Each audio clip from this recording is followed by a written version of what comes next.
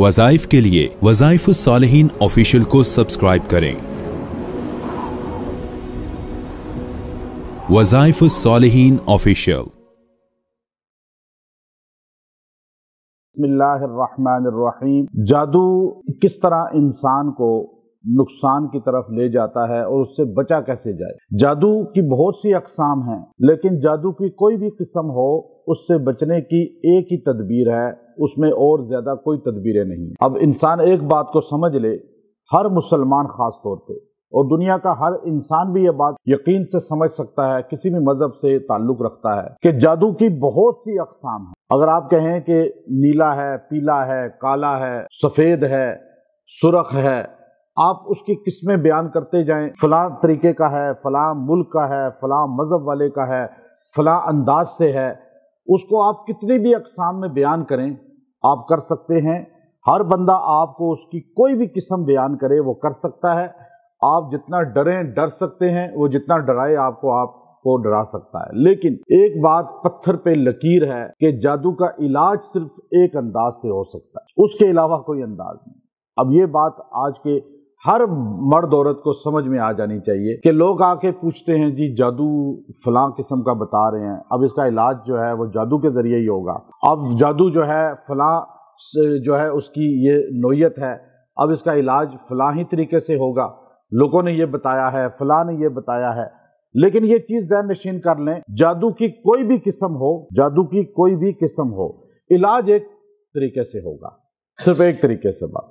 वो तरीका है कुरान पाक का, कुरानी आयात का, जो सरकार दो आलम सल्लल्लाहु अलैहि वसल्लम और दीगर सहाबा इकराम अहलुल बैत ने हम तक पहुंचाया है।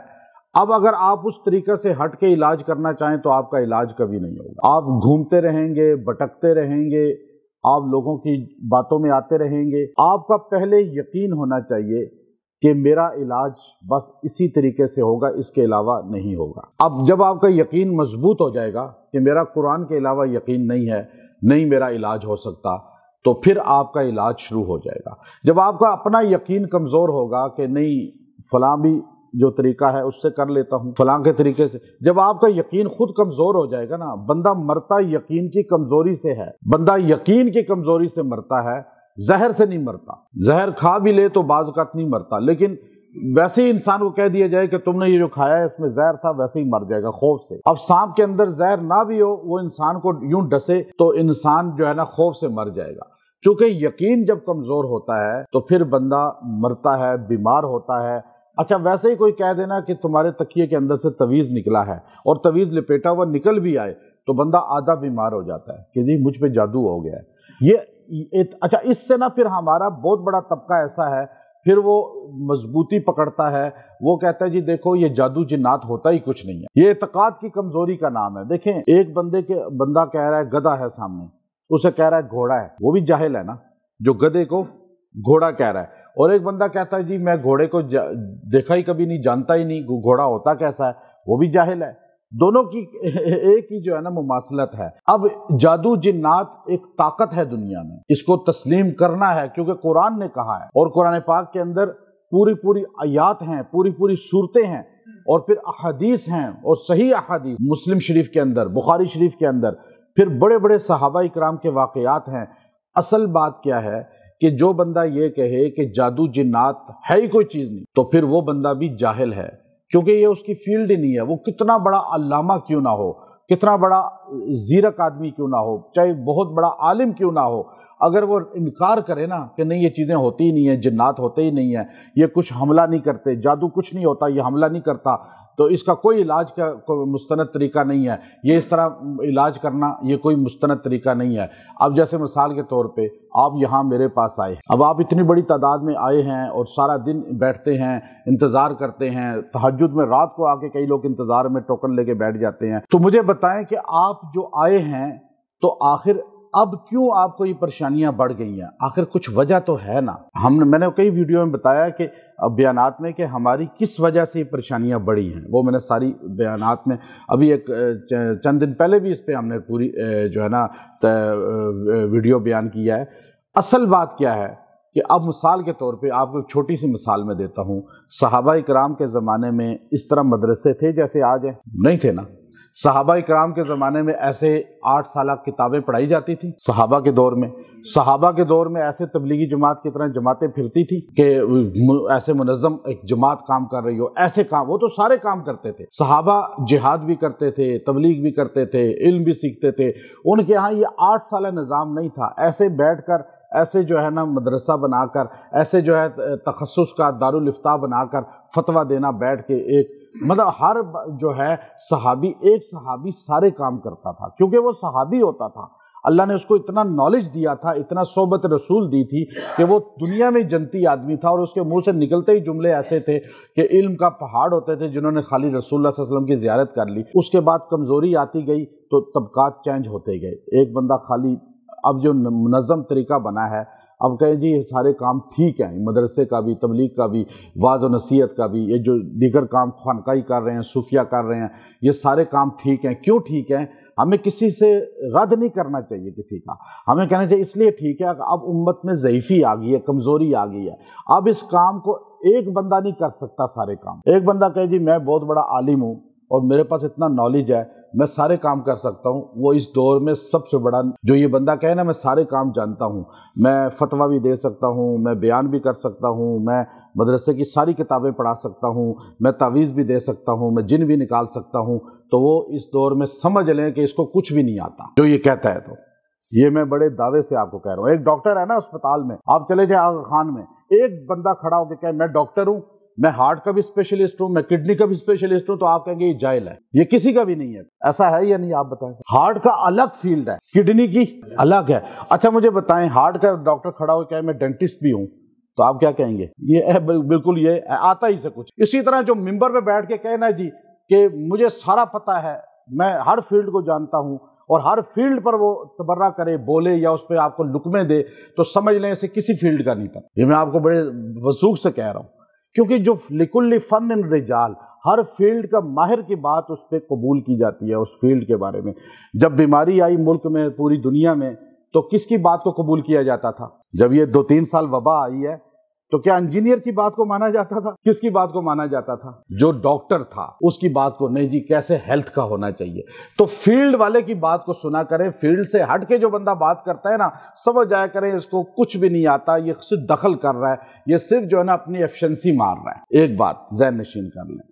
دوسری بات، جادو کیا ہے؟ جادو وہ چیز ہے جس کو قرآن نے بیان کیا، اور حضرت کعب رضی اللہ تعالیٰ عنہ، موطا امام مالک جو بخاری سے پہلے کتاب لکھی گئی ہے، اور مالک ابن انس رضی اللہ تعالیٰ عنہ نے لکھی ہے، اور وہ موطا امام مالک کے اندر حدیث لائے ہیں۔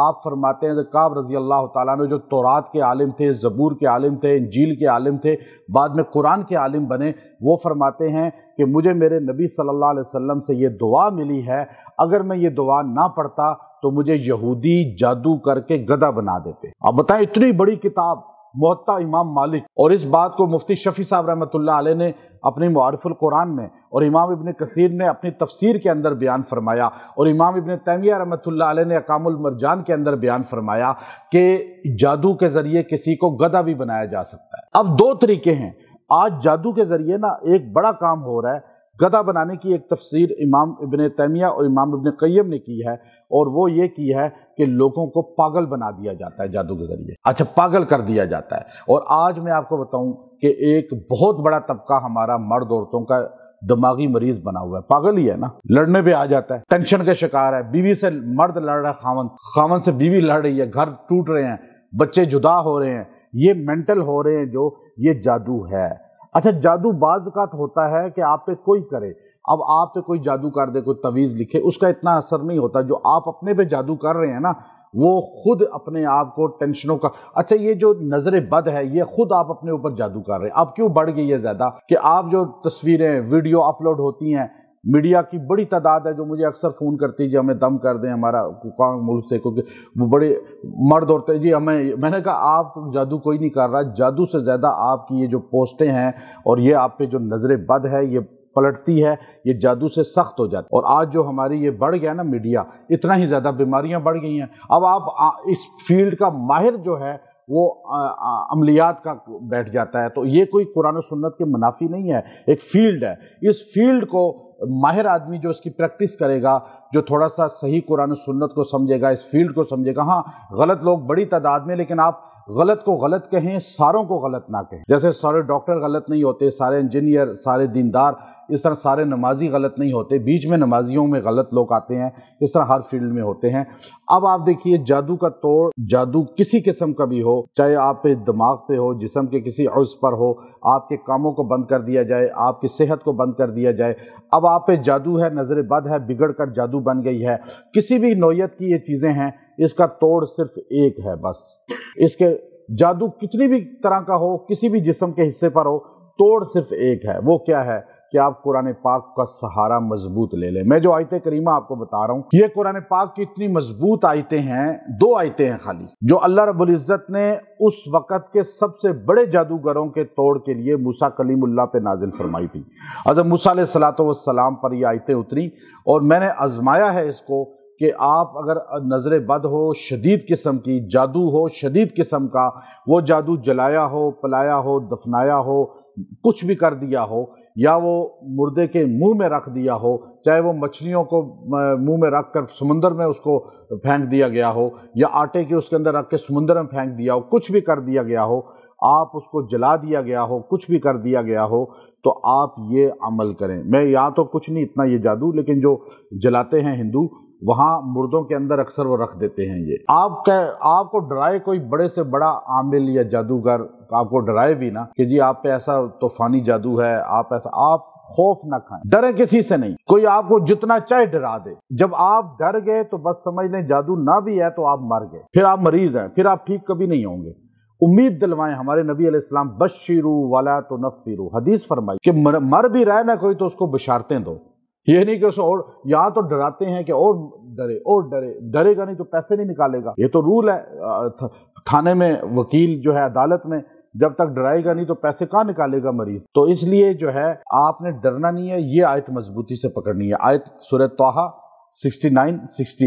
68 یہ 2 آیتیں. قلنا لا تخف انک انت الاعلی والق ما فی یمینک تلقف ما صنعوا انما صنعوا کید ساحر ولا یفلح الساحر حیث اتی. یہ 2 آیتیں ہیں سورہ طٰہٰ کی 68 69. آپ یہ 2 آیتیں جب بڑے سے بڑا جادو ہو اس کو 70 بار پانی پہ دم کر کے پی لیں اور اس سے نہائیں بھی. آپ 10-12 دن یہ عمل کر لیں، صرف 12 دن تک یہ عمل کریں، آپ دیکھیں گے کہ جڑ سے آپ کے جسم سے جادو ٹوٹ گیا ہے. ویسے تو 1 دن میں عمل ہو جائے گا، 1 دن میں آپ کو بہتر ہو جائیں گے، لیکن زیادہ دن کر لیں تو اچھا ہے. جو بیماری بنی ہے وہ بھی ختم ہو جائے گی. یہ اتنے پرتاثیر الفاظ ہیں کہ اس میں اللہ نے صاف کہا کہ ڈرنا نہیں ہے. اللہ بھی کہہ رہے ہیں یہی بات، قلنا لا تخف، نہیں ڈرنا. آپ دیکھیں نا، آپ ڈر کے ہی مرتے ہیں نا، ہر بندہ ڈر کے ہی مرتا ہے. اللہ نے بھی قرآن میں کہا لا تخف انک انت الاعلی، کہ جو بندہ اللہ سے جڑا ہوا ہے وہ اعلیٰ ہے، اس کی نسبت اعلیٰ ہے. جو محمد صلی اللہ علیہ وسلم کا امتی ہے تو وہ اعلیٰ ہی ہوا نا. تو ڈرے گا یہ تو ہمارے اندر کمزوری ہے ایمان کی. جب ایمان کی کمزوری ختم ہوتی ہے تو ہمارے صحابہ وہ تھے جو زہر پی لیتے تھے. خالد رضی اللہ تعالیٰ عنہ تو دعا پڑھ کے تو زہر کا اثر نہیں ہوتا. تو اصل ہمیں یقین ہونا چاہیے. آپ اس کو جو ہے آپ اس کو 70 بار پڑھ کے پانی پہ دم کر کے پئیں، آپ گھر بیٹھے جادو سے علاج خود کر لیں گے. میں آپ کو اجازت بھی دیتا ہوں. یہ اس کا مضبوط جو ہے یہ آیات ہیں اور سورہ طٰہٰ کی آیات ہیں، اور مقصود ہی جادو کا توڑ کے لیے اللہ نے اتاری. اور اللہ نے ایک جملہ پہلے کہا، ایک آخر میں کہا. آپ غور کریں، پہلے کہا لا تخف، ڈرنا نہیں ہے. میں نے بھی آپ کو یہی سارا لب لباب بتایا. اور آخر میں کیا کہا، ولا یفلح الساحر، جادوگر کبھی فلاح نہیں پاتا، جادو کرنے والا کبھی کامیاب. یہ پکی بات ہے. جو جادو کرے گا، اب جادو ایک ہوتا ہے تویز کی شکل میں، ایک ہوتا ہے حسد، بغض. آپ کسی کے بارے میں غیبت کر رہے ہیں، میاں بیوی کے درمیان لڑائی کرانے کے لیے غیبت کر رہے ہیں، جھوٹ بول رہے ہیں، تو یہ سارے جادو ہیں. اور جو کسی کے بارے میں بغض رکھتا ہے دل میں نا، آج لوگ بہت رکھتے ہیں، منہ پہ بڑی تعریف، پیٹھ پیچھے، وہ کبھی ایسا کرنے والا کبھی کامیاب نہیں ہوتا. یعنی اس کو اللہ ہمیشہ ڈاؤن ہی رکھتے ہیں. اگر آپ بلندی چاہتے ہیں تو لوگوں کے بارے میں بغض رکھنا، غیبت کرنا چھوڑ دیں. وآخر دعوانا الحمد للہ رب العالمین.